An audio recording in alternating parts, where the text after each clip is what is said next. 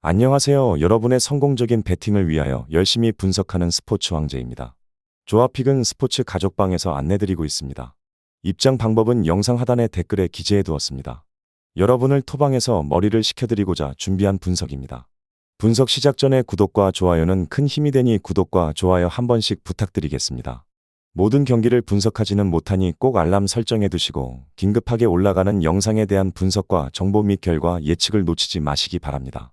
첫 번째 경기는 산둥타이산 대 요코하마 마리너스입니다. 먼저 산둥타이산은 4-2-3-1 포메이션으로 경기를 소화해 나갈 것으로 보이고 왼쪽 측면 윙포워드 바코하고 전방 공격수 크리장의 유기적인 스위칭 플레이를 활용한 공격 루트를 통해서 다양한 득점 찬스를 생산해 나갈 것으로 보입니다. 백업 자원인 마테우스 파투의 활약 여부 역시도 이번 경기의 중요한 키포인트가 될 것으로 예상됩니다. 다음 요코하마는 4-3-3 포메이션으로 경기를 진행해 나갈 것으로 보이고 한국인 플레이메이커 남태희하고 브라질 용병 앤더슨 로페스를 중심으로 공격 패턴을 준비해서 득점포를 가동해 나갈 것으로 예상됩니다. 백업 자원인 와타나베의 활약 여부 역시도 중요한 관건이 될 것으로 보입니다. 결론부터 말하자면 저번 시즌까지 울산에서 활약하던 산둥의 측면 윙포워드 바코가 경기 도중에 순간적으로 중앙 미드필더 진영으로 좁혀 들어오며 미드필더 숫자 싸움에 가담해주는 동시에 전체적인 볼점유율을 높여 나갈 수 있게 전술적 움직임을 보여줄 것으로 예상됩니다. 그렇게 된다면 미드필더 패싱 플레이의 강점을 지니고 있는 요코하마를 상대로 산둥이 볼점유율을 오히려 더 높게 가져갈 공산이 큽니다. 그리고 일본 팀들은 전통적으로 최종 수비 라인을 하프라인 부근까지 많이 끌어올리고 경기를 운영해 나가고 있기 때문에 최강의 감독은 요코하마의 포백 수비 뒷공간을 산둥의 브라질 출신 용병 크리장을 활용하여 적극적으로 파고 들어갈 것으로 예상됩니다.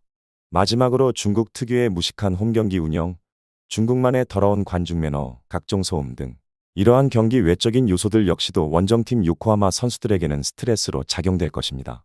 이 경기는 홈팀의 우세 속에서 오버 가능성을 주목해봅니다. 산둥타이산의 승리를 추천드립니다. 두 번째 경기는 스포르팅 대 아탈란타입니다. 먼저 스포르팅은 유로파리그 16강 플레이오프에서 영보이즈를 만나 1승 1무를 기록하며 16강에 진출했습니다. 2월 16일 스위스 원정에서 치른 1차전에서 거둔 결정적인 3대1 승리가 그들로 하여금 상당히 여유롭게 이번 16강에 진출할 수 있는 발판이 됐습니다. 두 경기에서 모두 득점을 한 최전방 스트라이커 빅토르 요케레스가 인상적인 활약을 펼쳤습니다. 스포르팅은 이번 16강 1차전에서 무조건 승리만을 노리고 있을 것입니다. 올 시즌 포르투갈에서 치른 모든 홈 경기에서 전승을 거두고 있으며 모든 대회를 통틀어 최근 홈 5경기에서는 무려 19골을 터뜨리며 4승 1무를 기록하는 등 홈에서 매우 강력한 모습을 이어가고 있기 때문입니다. 게다가 스포르팅은 전통적으로 유로파리그 16강전 1차전에서만큼은 매우 강했습니다. 여태껏 해당 대회 총 4번의 16강전을 치르며 1차전에서 2승 2무를 기록했습니다. 이번 1차전 홈팀의 핵심 선수는 역시 스트라이커 요케레스입니다. 이미 유럽 전역의 빅클럽들의 관심을 한몸에 받고 있는 이 스웨덴 출신 공격수는 이번 유로파리그 대회 7경기에서 5골을 기록하고 있습니다. 지난 2012 시즌 메이저 유럽 클럽 대항전 대회에서 총 6골을 넣은 리키 반 볼프스빈켈 이후 스포르팅 출신으로는 한 대회 가장 많은 득점을 올리고 있습니다. 다음 아탈란타는 올 시즌 유로파리그 조별 예선 D조에서 4승 2무로 1위를 차지하며 16강행을 확정지었습니다. 당시 조별 예선에서 스포르팅을 상대로 2경기를 치러 1승 1무를 기록한 바 있습니다.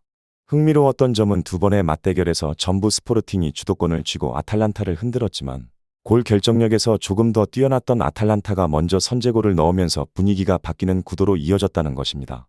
이미 스포르팅을 상대로 조별 예선에서 판정승을 거둔 바 있는 아탈란타로서는 이번 맞대결에 자신감을 느끼고 있을지 모르겠지만 1차전이 원정에서 치러진다는 점은 분명 부담감이 있습니다. 아탈란타는 최근 3경기에서 단 1승도 챙기지 못하면서 주춤하고 있으며 그중에는 원정에서 치른 2경기가 포함되어 있습니다. 아탈란타의 핵심 플레이어는 공격수 아데몰라 루크몬입니다. 이 나이지리아 대표 출신 공격수는 올 시즌 왼쪽 측면과 최전방에서 폭넓은 움직임과 빠른 발을 이용해 팀 내 최다골을 기록하고 있습니다. 2022년에 팀에 합류한 이후 총 59경기에서 23골을 넣으면서 확실하게 기량을 끌어올리고 있다는 평가를 받고 있습니다. 결론부터 말하자면 스포르팅의 1차전 승리가 예상됩니다. 조별 예선에서는 비록 아탈란타를 상대로 승리를 챙기지 못했지만 우월한 미드필드 싸움으로 경기를 주도했습니다. 이번에도 같은 양상이 펼쳐질 것이며 최근 많은 골을 득점하고 있는 공격진 역시 최근에 좋은 폼을 보여줄 것입니다. 스포르팅의 승리를 추천드립니다. 세 번째 경기는 레알 마드리드 대 라이프치히입니다. 먼저 레알 마드리드는 3일 치른 발렌시아와의 리그 원정 경기에서 2대2 무승부를 거뒀습니다. 리그 21경기 동안 패배를 당하지 않은 레알 마드리드는 20승 6무 1패 승점 66점으로 라리가 1위에 올라 있습니다. 압도적인 경기력에도 전반을 0대2로 끌려가던 레알 마드리드는 전반 추가 시간 비니시우스의 만회골로 점수를 따라갔습니다. 후반전에도 공격을 이어나간 레알 마드리드는 비니시우스가 76분 동점을 만들면서 균형을 맞췄습니다. 경기 종료 직전 브라임의 크로스를 주드 벨링엄이 헤더로 득점했지만 주심의 휘슬이 조금 더 빨랐고 경기는 그대로 2대2로 마무리됐습니다. 챔피언스리그 8강 단골 손님인 레알 마드리드는 이번 시즌에도 그 이상을 노리고 있습니다. 조별리그에서 전승을 거두고 16강에 안착한 레알 마드리드는 1차전에서도 라이프치히 원정에서 1대0 승리를 거뒀습니다. 다음 라이프치히는 지난 보움과의 리그 경기에서 1대4로 승리하면서 바이에른 뮌헨전 패배를 서력했습니다. 라이프치히는 13승 3무 7패 승점 43점으로 분데스리가 5위 자리를 지켰습니다. 선제골은 보움의 몫이었고 7분 만에 비택이 환상적인 프리킥으로 1대0을 만들었습니다.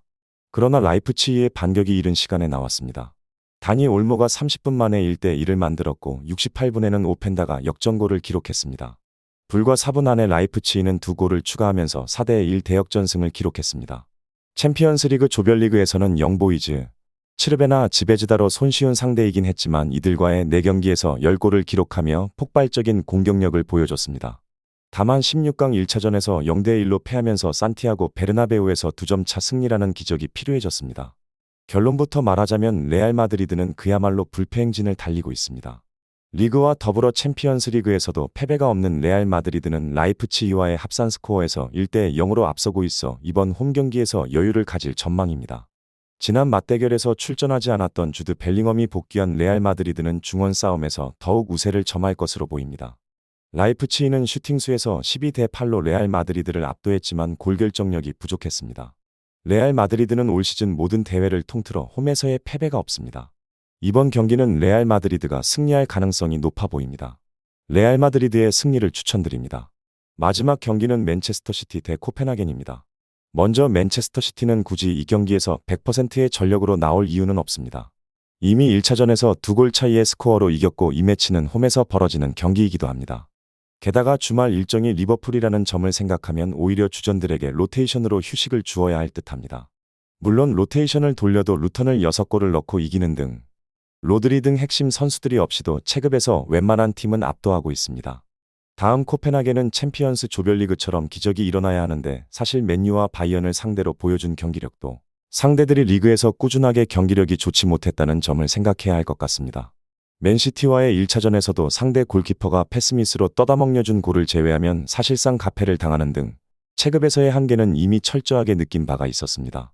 결론부터 말하자면 로테이션을 돌리는 상황을 맨시티가 만들 수 있겠지만 그래도 체급에서의 차이가 크다는 점은 사실입니다. 맨시티의 핸디캡 승리도 무난할 수 있을 것입니다. 물론 맨시티가 로테이션을 돌리면서 주전들의 휴식과 여유로운 경기 운영을 중시할 것을 감안하면 오버의 양상은 조심스럽게 생각하는 편이 좋을 것 같습니다. 오버를 추천드립니다. 이상으로 분석 마치겠습니다. 지금 보신 영상은 초안 분석 내용이며 더욱 세밀한 분석 자료와 최종 조합픽을 원하신다면 구독과 좋아요 부탁드립니다. 조합픽은 스포츠 가족방에서 안내드리고 있습니다. 입장 방법은 영상 하단에 댓글에 기재해 두었습니다. 프로토가 처음이신 분들 혹은 프로토를 좋아하는데 적중률이 낮으신 분들께서는 주저하지 마시고 전문가의 도움으로 수익률 극대화하시는 것을 추천드립니다. 토토는 단지 운으로 하는 게임이 절대 아닙니다. 모든 분야 전문가들이 존재하듯 프로토도 전문가들이 존재합니다. 경기 전 다양한 분석 자료 확인 필수이며 가장 중요한 정보력이 수익의 90% 이상 지분을 차지하고 있습니다. 영상 시청해 주셔서 감사합니다.